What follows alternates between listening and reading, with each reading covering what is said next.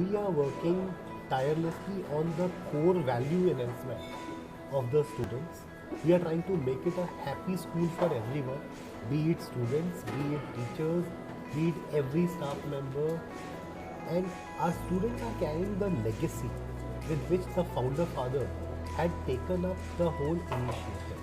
And I believe this is our responsibility to take on the responsibilities which have been shouldered on us.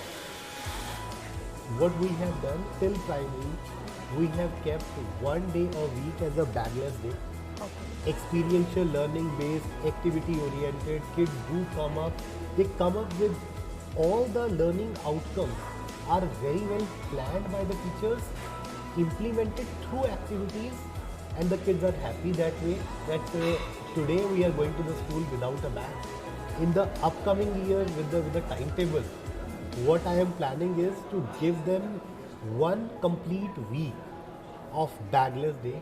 And when I talk about this, when I first talked about bagless day to the parents in their orientation, they were not accepting the fact.